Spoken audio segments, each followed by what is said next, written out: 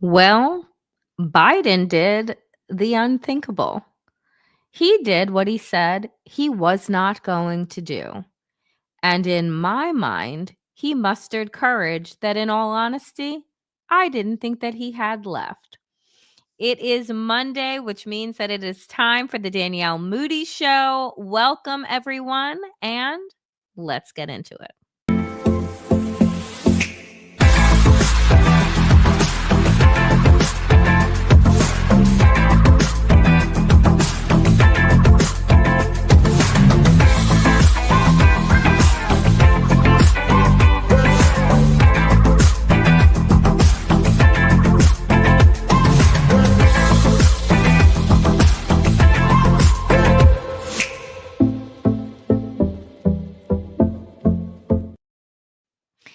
Hello, dear friends. Happy Monday and welcome to the Danielle Moodie Show. I am so excited to be with all of you, and I hope that you had an enjoyable holiday weekend and that you were with family, friends, family for the Thanksgiving holiday. I, for one, got a ton of rest, which was really nice, and spent some really good time with my family.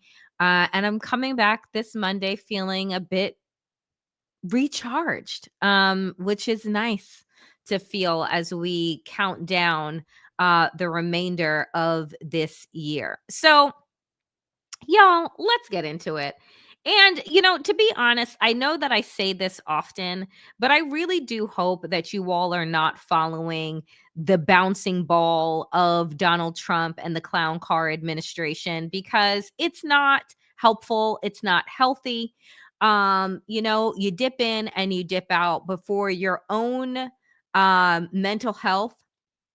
You do not need to follow every single appointment. I'm going to run through some today that I think are notable. But, on a day to day, save yourself. Okay. That's what you have me for. So let's get into it today, shall we? Maga goes into full meltdown mode over Joe Biden's pardon of his son, Hunter. Now, friends, here's the thing about this pardon, and I'm not going to spend a ton of time on it because, to be honest, I was surprised that Joe Biden even mustered the courage to do it, like I said in the opening. And here's the reason why I'm surprised because for, I guess, maybe a year, Biden had been saying that he was going to let the Justice Department, play out, and he was not going to interfere, and he was going to let, the case go where it may, and that, he was going to take the decision. And the fact of the matter is that Merrick Garland's Justice Department is bullshit. And we know that the only reason why they even brought these trumped up charges against Hunter Biden was for the perception, right, of both sidesism, that there was absolutely no reason. Sure, tax evasion. Okay, we still haven't seen Donald Trump's taxes. He also, unlike Hunter Biden, right, we know that Donald Trump hasn't paid any taxes, right? And so Hunter Biden evaded taxes. He paid it back with interest. Okay, checkbox. Then he fills out a form. He gets a gun, and as a former substance abuser, should not have one. Okay, great. Meanwhile, up in that administration, the Trump administration, they had Adderall on tap there that you would have thought that it were Tic Tacs, right? So miss me with the faux outrage. Y'all elected a 34 count felon to be president of the United States, an adjudicated rapist. And he's filling his cabinet with people that have more rap sheets than like the fucking paper source right now for the holidays. So I am so outdone with the bullshit. And so this is what I said over on Blue Sky. If convicted felons can become president, then a president can pardon his son for far lesser violations than what America just welcomed back into the White House. Argue with someone else about it. Because, in all honesty, this is a case of miss me with your bullshit. Do we remember how many people Donald Trump pardoned in his inner circle? All of them criminals, whether it be Steve Bannon for grifting, right? Charging people to buy a brick to build the wall that Mexico was supposed to build, but then pocketing that money, which went nowhere near building a wall, but instead building his wardrobe of way too many shirts that he wears at one time.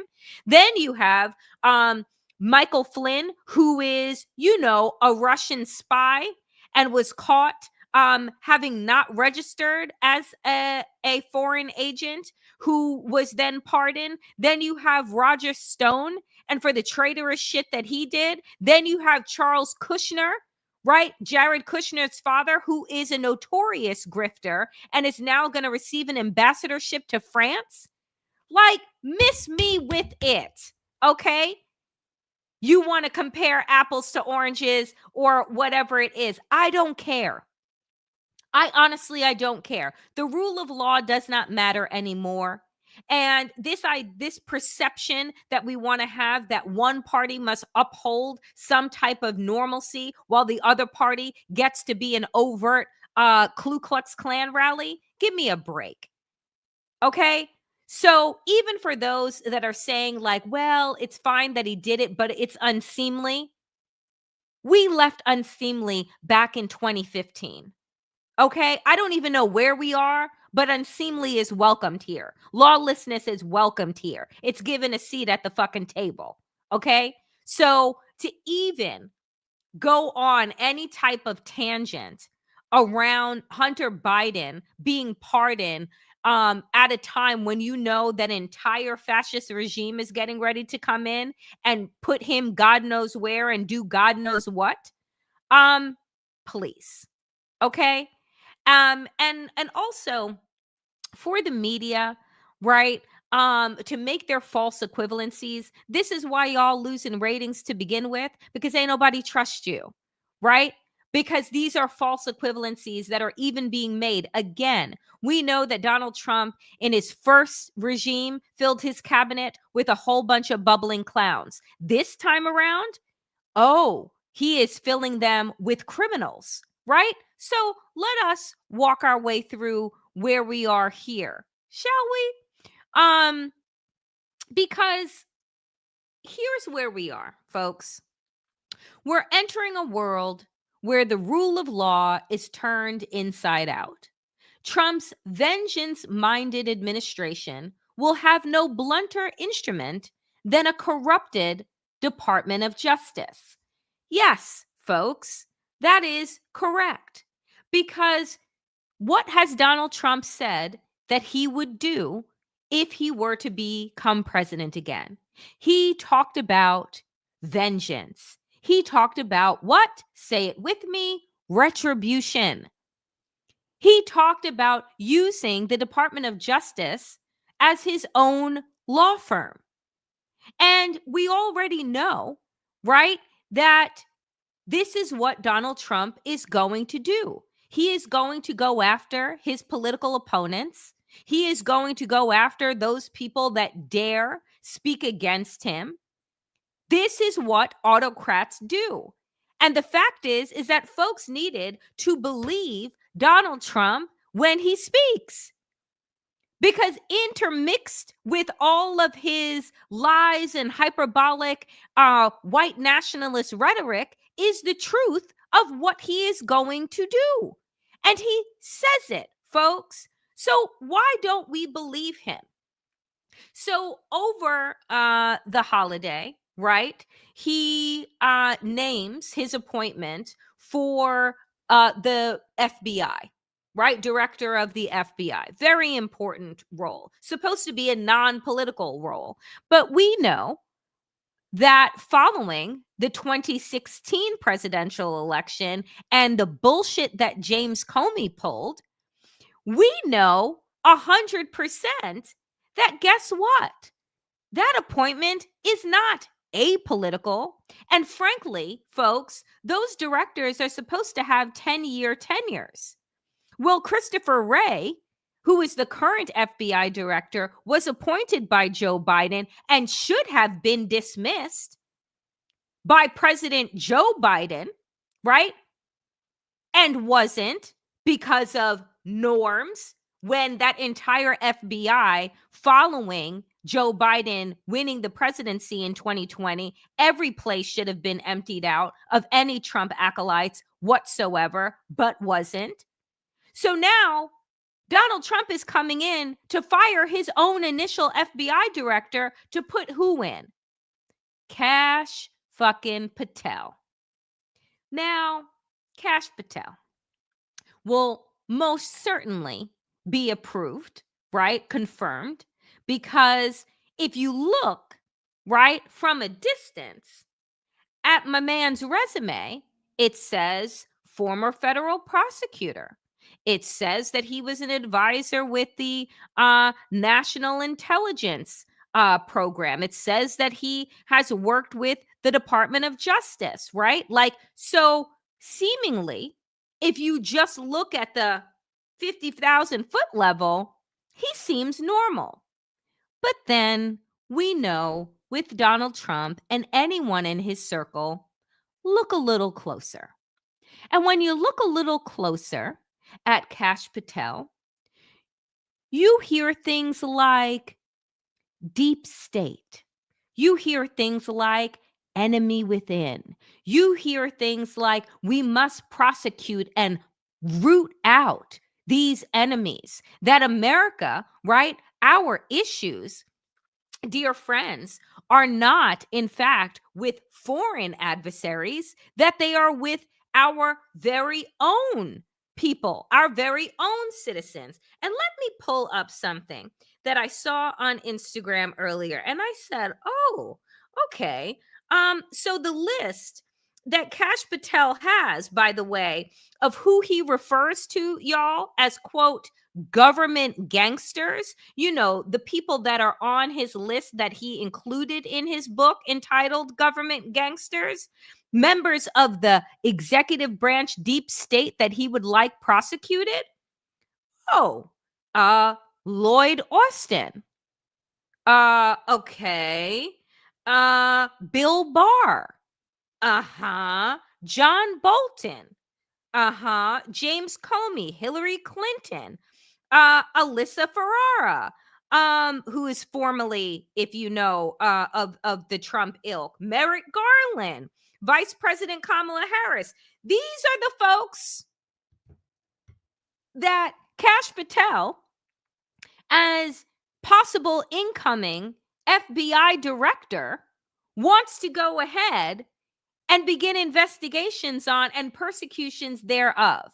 And what crimes have these people committed? I mean, aside from Bill Barr, I would look closely into that one, because, you know, 4 days after he visited Jeffrey Epstein in prison, he turned up dead. So I'm just saying, maybe look a little deeper into Bill Barr. But the vice president of the United States, the current president of the United States, Donald Trump's own former communications director, who is now on The View, like, these are people that need to be investigated because what? They have spoken out and provided their opinions of Donald Trump.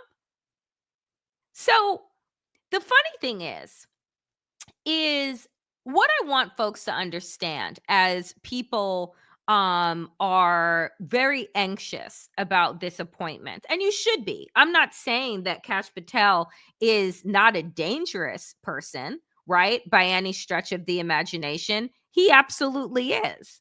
But what I'm saying is, we've seen this play before. And let me tell you how. The very person who was the first director of the FBI was J. Edgar Hoover, who had the position, folks, for nearly 50 years. And J. Edgar Hoover, whose name still remains on FBI headquarters, died with his abuses of power being completely and totally aired out in 1972. I mean, if you want to talk about what the FBI has done in this country, as somebody just put out in the chat, let's talk about domestic surveillance of the Black Panthers. Let's talk about domestic surveillance of Martin Luther King Jr. Let's talk about all of the ways that J. Edgar Hoover was rooting out, quote unquote, communists and gangsters. Let me read this to you. Hoover was also significantly aided by a mid-century consensus which he reinforced on the need to confront threats to the state, primarily Nazis, communists, and gangsters.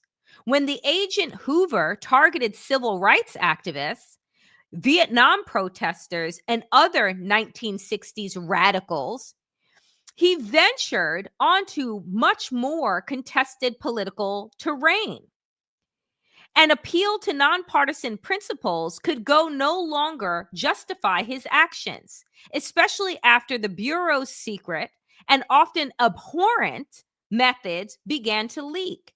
Within a few years of Hoover's death in 1972, his apolitical aura was gone, his reputation was ruined, and his organization's credibility was destroyed. So I want us to take a pause for a moment. Donald Trump is not creating anything new under the sun or creating anything new that these United States haven't already done. The fact is that instead of just targeting, Black liberation activists or those that were against the Vietnam War, or those that were labeled as communists because they were actually, as my shirt reads today, free thinkers, J. Edgar Hoover used all of the fucking tactics that Kash Patel is getting ready to use just with new technology.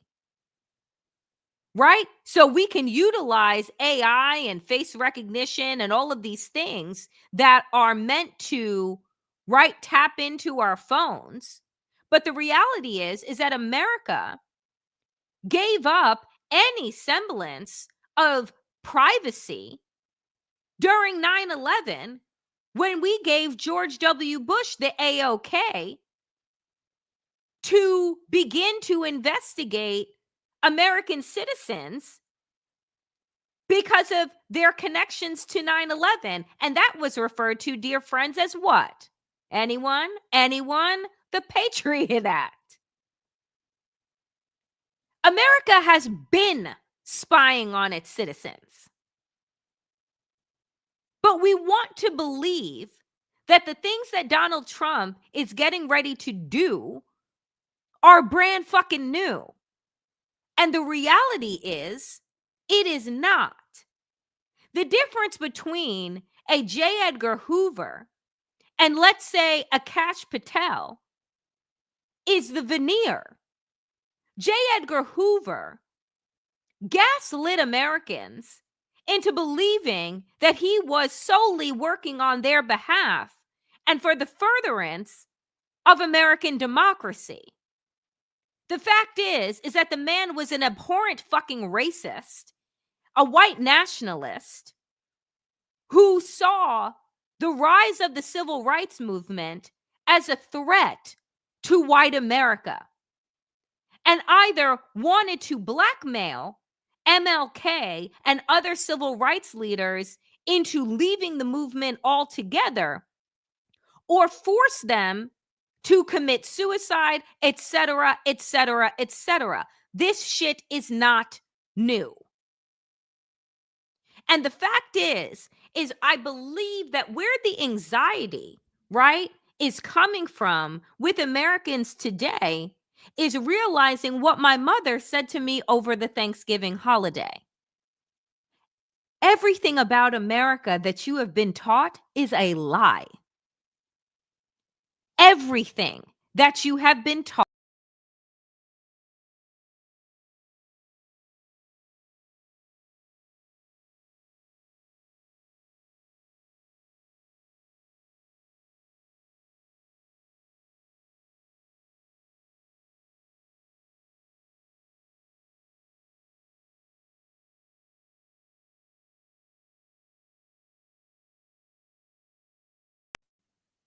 My bad. Dear friends, I'm back. I'm back. Do you see me?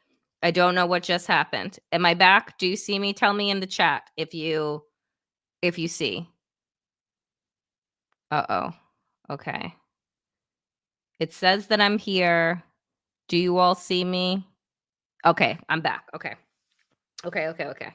Um So, is this not funny though that here I am talking about sabotage and I'm talking about the ways in which this country has been lying to all of us and then my camera disappears?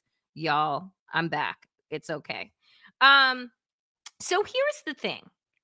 Here is the thing that really gets me. So my mother, right, like you all are saying, is right. Right? That Americans have been lied to because whose lens have we been understanding America through? That of the victor, not that of the victim, right? So when we are looking at these stories about American exceptionalism, about America securing democracy around the world, friends, we know that it is bullshit. And I think that that is the fear. That's why we have the book bannings, the curriculum rewriting that is happening all over the country. Because the more that people become hip to the reality and start to ask questions about America, this is what the status quo and the powers that be don't want us to do. Don't question. They do not want us to question them. They want us just to digest the lies that they have been telling us since kindergarten. And so now, all of a sudden, again, Donald Trump, like I asked the question before the holiday break, I said, did Donald Trump really break America or did Donald Trump reveal America? And the reality is that Donald Trump revealed America. Donald Trump is just as American, right? In the sense of representation as a Barack Obama, a Vice President Kamala Harris, a Joe Biden, right? He is absolutely representative of America. He's representative of the America that we like to pretend were the margins. But do you remember when Marjorie Taylor Greene was on some right-wing podcast when she had just come to Congress and she said, I am not the fringe of the Republican Party. I am the mainstream of the Republican Party. And we all were like, eek, no, of course not. How? And look at where we have arrived. The fact of the matter is that we cannot continue to say to ourselves, this is not who we are. We cannot continue with the false narrative that asserts that America is actually better than it has ever been. Donald Trump is putting absolute clowns and criminals into positions of power, but don't get it twisted and believe that the only people that have ever held those positions are people of virtue. They are not. They just had a better veneer, right? And some level of shame, which no longer exists in the 21st century, right? I miss shame. I miss it that people can no longer be told about their dirty laundry and then humbled by that fact, never to be heard from again. But what Donald Trump offered up to the Republican Party is that you don't have to be ashamed of a fucking thing. You can do whatever you want, say whatever you want, because the Democratic Party is weak. They are laughing at Democrats. There was an article in Rolling Stone where Stephen Miller and others were laughing at Joe Biden and his decorum in saying that there was going to be a peaceful transfer of power, of him shaking hands and taking pictures with the man that literally called him everything but a child of God and damn near ran his son back to substance abuse for their relentless coverage of him in right-wing media. But there was Joe Biden a couple of fucking weeks ago saying, uttering to Donald Trump, welcome back. The audacity. But you see, folks, Republicans have Democrats' number. They truly do. Because they know that above all else, what do Democrats care about the most? The perseverance of institution, the preserving of institution, the preserving of someone's bullshit norms is more important to them than ruffling feathers. You see, we talked about this. In Italy, in Brazil, and in France, they're holding their elected officials accountable because they believe, right, that their democracy can handle the fucking truth. But what I realize, what I've come to recognize about America, because everything about America is wrapped up in some type of fairy tale, that those that are in power do not believe that Americans can actually handle the truth. And so they continue with the lie. And we also continue with the lie that we tell ourselves that somehow there are forces working in the shadows to form a shadow government to take care of us, that somebody is coming in Shonda Rhimes scandal style with the white hat that is going to protect us from the fascists. Well, unfortunately, this is not a Hollywood movie or popular series.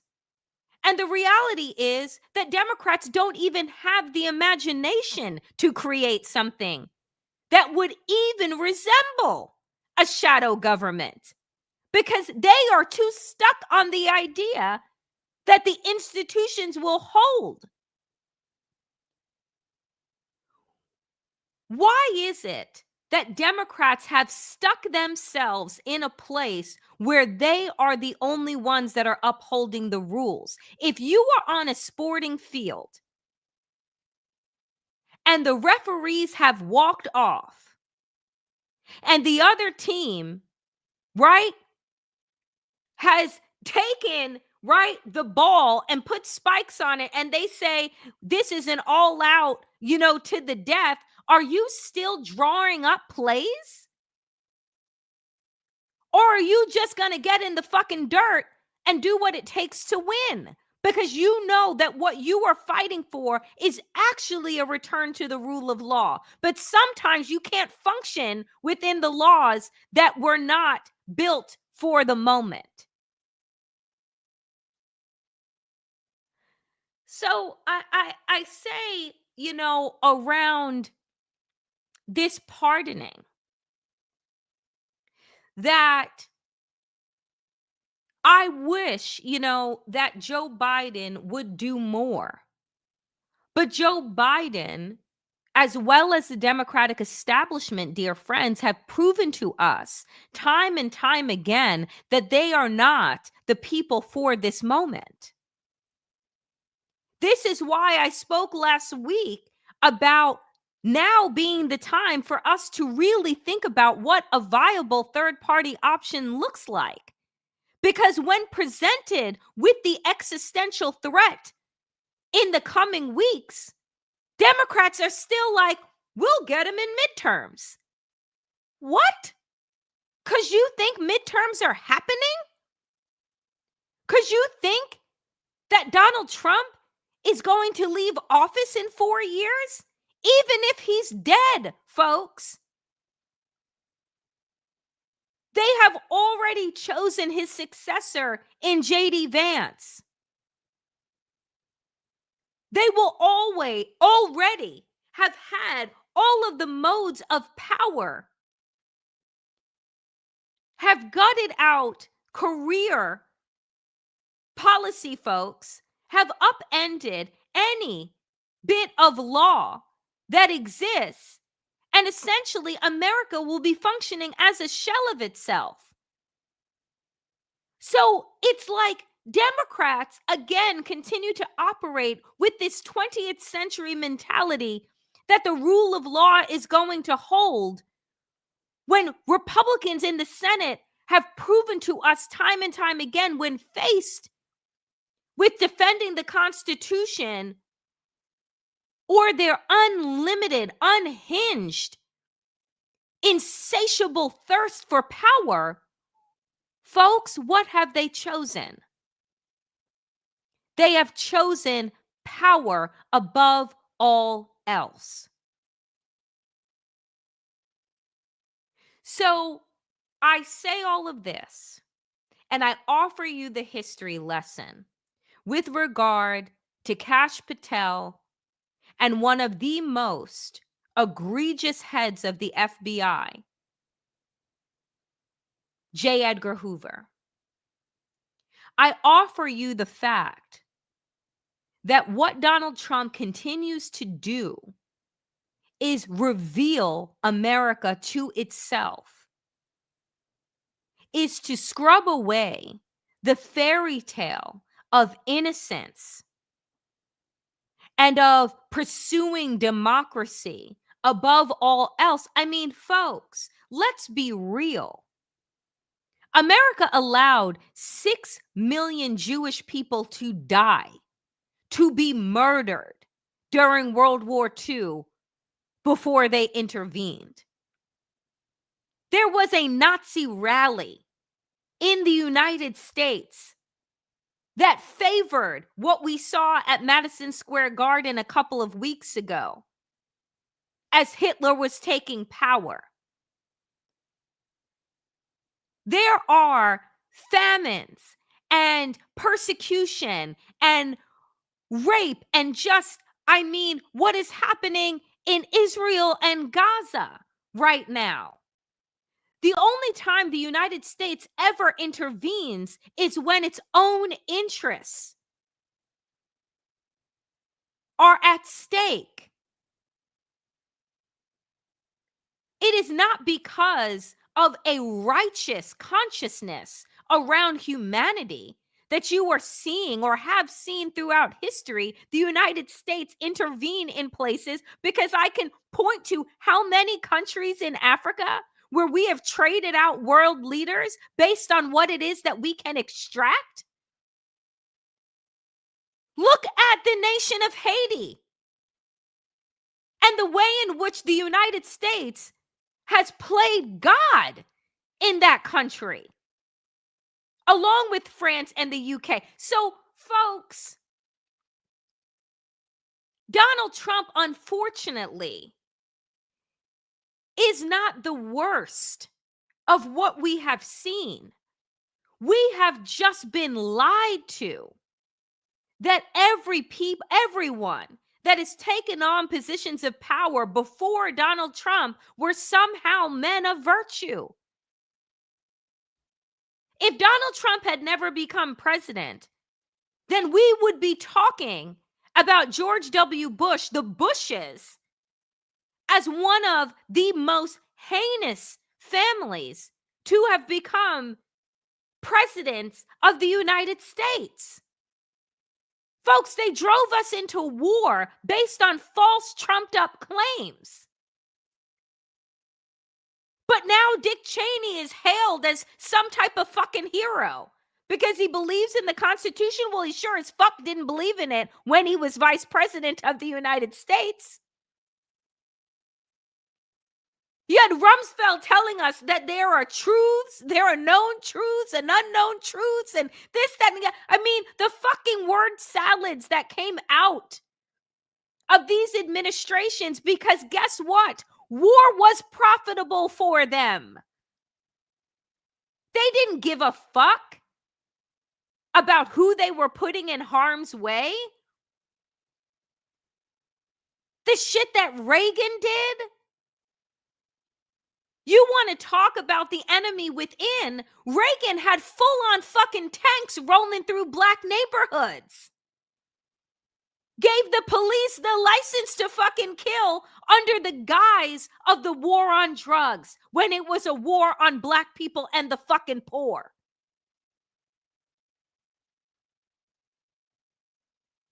So let us stop pretending, right? If there is anything that this moment can actually offer us, it is to remove the rose-colored glasses about who this country is. Now, just because I lay out, right, the truth does not mean that I have lost hope in the potential that exists in America. It just means that I am a realist. And I want people to understand that Black folks have been talking. You want to understand who America is? Talk to Black people that are in their 60s, that were born at a time when America was supposed to be stepping into racial equality and justice. And they can tell you stories out of their own families. Talk to the indigenous. We just celebrated the Thanksgiving holiday. Why don't we talk about the Native Americans whose children have been stolen from them for decades and given to white families or boarding schools where they were beaten and abused and their languages robbed from them? And then we want to point fingers and, oh, why is alcoholism so high on these reservations? Because America manufactured crisis for them. That's why. So, folks, again, there is a part of me that believes very deeply that Donald Trump is needed in this moment. And what do I mean by that? Because we can't hide from the truth of who we are when this is who we have elected. We can't hide, right, from the laws that are on the books that all Donald Trump is doing is resurrecting them because they were never removed. Donald Trump was able to tap into the open wound of racism and white delusion because it's something that was never dealt with. Right? We just lied to ourselves and said that racism will die out as people get older, not understanding that it is something that is taught. Folks, this is the Great Awakening. And it doesn't always look like awakening to roses at your feet, right? Or gold at the end of a rainbow. But it is awakening to the truth so that you actually create the tools and have the perspective and deep analysis to move us towards the future. But we cannot progress from a place of fantasy. And that's what America has been locked into for 250 years. So maybe it takes the overt cruelty, one that is not presented through a gaslit lens that says, oh, America, justice for all and equality and all men are created equal. Bullshit. If all people are created equal, then tell me why, with all of the reports that we know that women are not paid equal to men, why has that never changed? If all people are created equal, then why can we diagnose the success and longevity of someone's life based on their geography? We're talking about Donald Trump ending the Department of Education, but if you go into a school in Alabama or you go into a public school in Florida, you'd be hard pressed to know that it hadn't already been shut down. So, folks, we have to understand that the things that are happening, they are indeed horrific, but they're not fucking new. We have just been lied to. I started my initial podcast, my flagship podcast, which I'm ending at the end of this year, Woke AF. I started it as a response to Donald Trump's first presidency because I said there is no way that a conscious America would elect this man. And what I've come to understand is that no, Donald Trump is America. There are two sides to every coin. Donald Trump is that other side.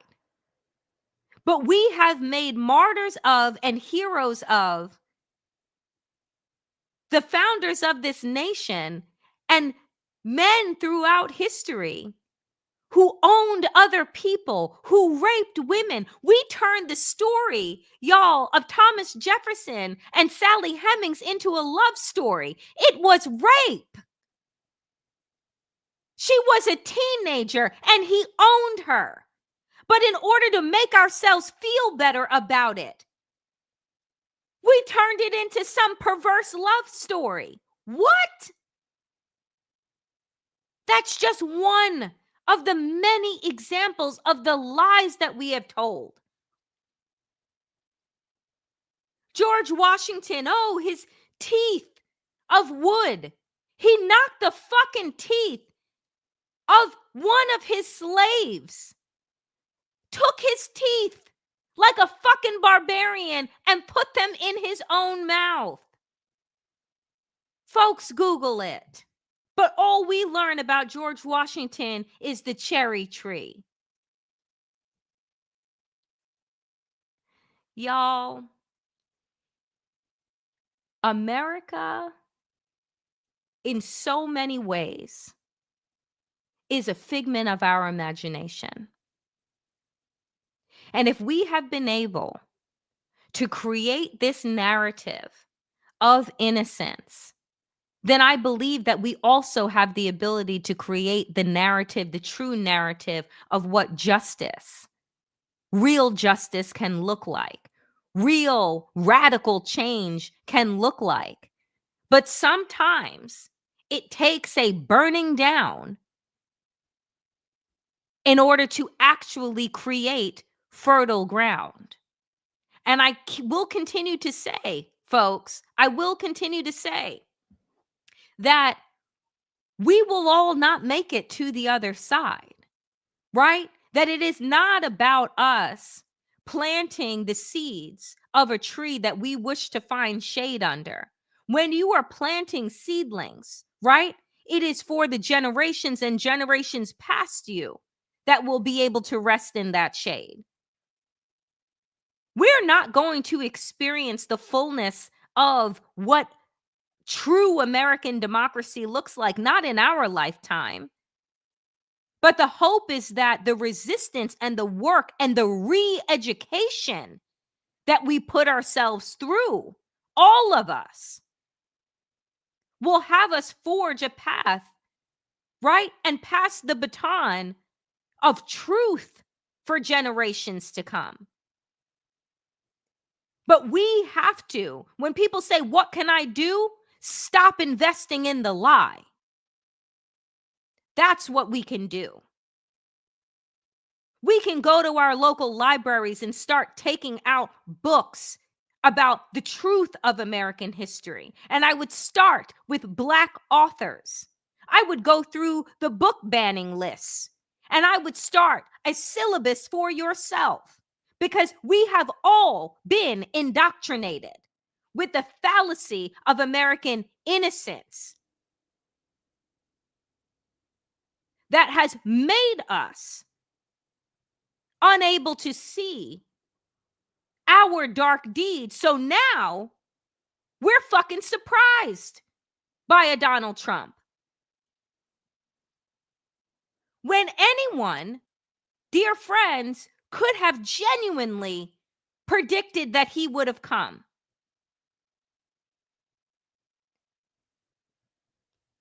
So, I say this, yes, and somebody said the 1619 Project, a perfect place to start. Nicole Hannah Jones and the 1619 Project is a perfect place to start, which is now a documentary, right? If you don't want to go through and read the heavy text. But this, right? The truth is what the opposition is afraid of, which is why they keep denying it and why they keep hiding it and why they keep rewriting it. But if there is nothing else, friends, that we can do in this time of darkness, it is to light up our own consciousness through a re-education so that we don't continue to make the same mistakes over and over and over again. Let it stop with us so that we can begin to help the next generation forge a new path based on the resistance of the past. They want us to believe that all of this is new. They want us to live in a place of fear and anxiety. They want us to believe that nothing other than what they grant us is what is possible. And that is the biggest lie. We've been here before. Not all of us will make it to the new world, but all of us can leave something behind for those seekers to pick up and carry with them forward into a new day. That is it for me today, dear friends, on the Danielle Moodie Show. I thank each and every single one of you for showing up here every day, Monday through Thursday, 5 p.m. Eastern. Just a friendly reminder, tomorrow is Town Hall Tuesday. So for those of you that may be new to the Danielle Moodie Show, on Tuesdays, we do a town hall at the end of the regular show where you get to ask me any questions, and I do my best to answer them. And for those of you who watch the show later, you can throw questions into the comments section, and again, I will do my best to answer those. So Town Hall Tuesday is tomorrow. So please do tune in 5 p.m. Eastern. And thank you so greatly to those that offer donations today. Like I say, I do not get paid for this. It is independent media. When folks are looking for opportunities and ways to support, that is definitely a way to support. Your donations go a very long way. As always, dear friends, power to the people and to all the people power. Get woke, stay sane, and in these extraordinarily dangerous times, dear friends, stay safe. I will see you back here tomorrow, 5 p.m. Eastern. Be well.